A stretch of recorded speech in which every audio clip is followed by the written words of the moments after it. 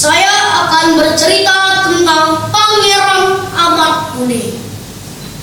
Ada kabar gembira di negeri Alas. Ratu mengandung, Peki Raja Alas. Tak ayal, seluruh penduduk negeri Alas bersuka cita. Ini berita yang mereka tunggu-tunggu. Raja dan ratu telah lama ingin memiliki anak. Bertahun-tahun mereka berusaha dan berdoa. Sekarang harapan mereka terkabul. Seorang bayi tampan rupawan telah lahir di negeri Alas. Namanya Pangeran Amat Mune. Untuk menyambut kelahiran Pangeran Amat Mune, Raja membuat pesta. Semua orang dan makhluk boleh datang, yang hidup di daratan, di udara, dan di lautan. Boleh datang semua, perintah raja. Pesta berlangsung amat meriah. Semua bergembira menyambut Pangeran Amat Mune.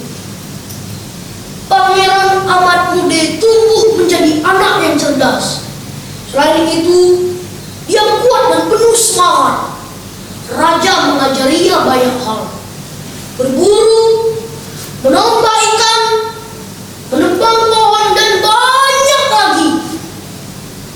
Raja dan ratu memanjakan Pangeran Amat Mune. Calon raja harus kuat dan pintar, pesan raja. Dan Pangeran Amat Mune tidak pernah mengeluh.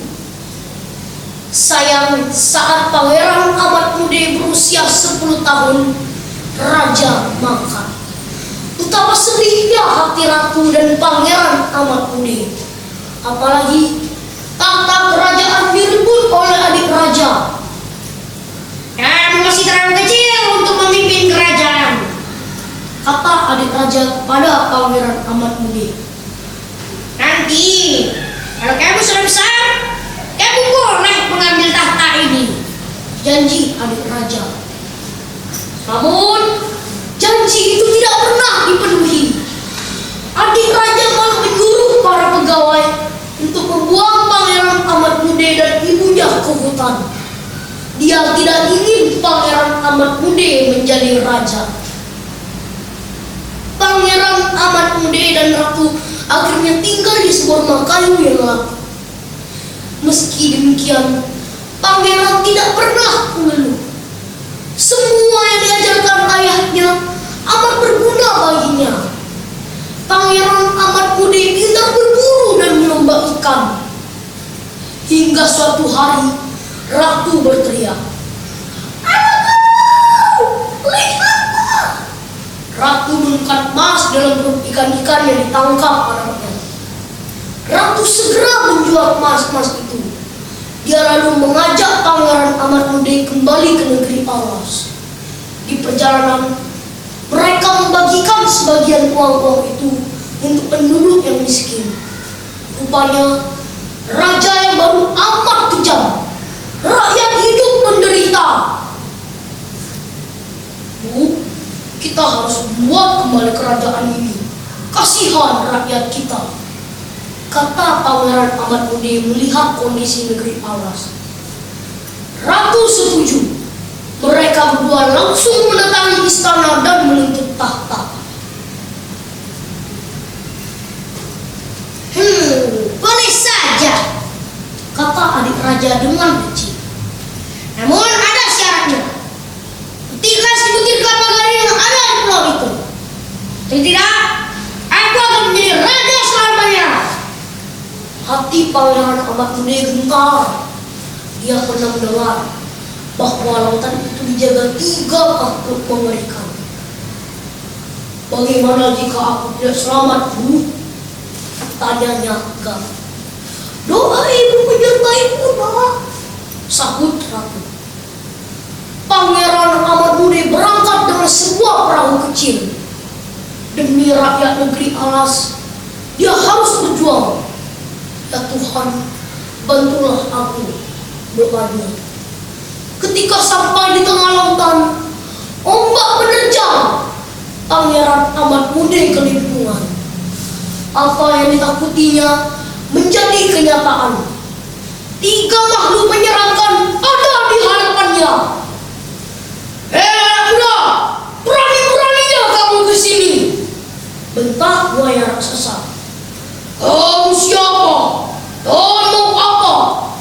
Mau mencuri kelapa gading yang ada di pulau ini ya? Naga menyingkar api dari mulutnya. Kamu belum kenal siapa kami ya? Ikan merah mengitari perahu Pangeran Amatmudi. Maafkan aku yang tidak sopan ini. Namaku Pangeran Amatmudi. Aku ingin mengambil sebutir kelapa gading yang ada di pulau itu. Pangeran Amatmudi juga menjelaskan mengapa dia harus mengambil kelapa gading itu. Pangeran Amatmudi, ketiga makhluk itu saling menatap. "Oh, putra raja negeri Alas ya?" tanya naga.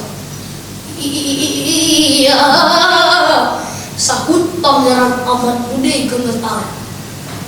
Dengan sigap, naga terbang ke pulau seberang. Dia menyabet kelapa gading dengan ekornya. Kelapa gading terlempar ke udara. Pangeran Amatmudi dengan sigap menangkapnya. "Naiklah ke punggungku, aku akan mengantarmu kembali ke istana," kata buaya raksasa. "Kamu juga ikut untuk berjaga-jaga kalau pamanmu ingkar janji," kata naga dan ikan merah. Pangeran Amatmudi kembali ke istana. Betapa terkejutnya hati si paman ketika melihat kehadiran 3 makhluk mengerikan itu. "Bagaimana mungkin kamu bisa selamat?" gumannya kepada Pangeran Amatmudi. Si paman tidak bisa mengelak lagi. Kelapa gading sudah diserahkan. Kerajaan kuno harus dikembalikan. "Ini mahkotaku. Mulai sekarang kamulah raja negeri Alas," kata adik raja sambil memasangkan mahkota ke kepala Pangeran Amatmudi. Betapa senangnya hati Pangeran Amatmudi. Begitu juga ratu dan seluruh penduduk negeri Alas. Mereka yakin Pangeran Amatmudi akan menjadi raja yang bijaksana seperti ayahnya dulu. Bagaimana dengan ketiga makhluk mengerikan itu? Mereka kembali ke lautan dan berjanji akan menolong Pangeran Amatmudi kapanpun dia membutuhkan mereka. Pesan moral dari cerita ini adalah jangan pernah berhenti memperjuangkan keadilan kepada siapa saja. Jika kamu hidupmu bijaksana, kamu akan dibantu orang-orang yang baik. Terima kasih.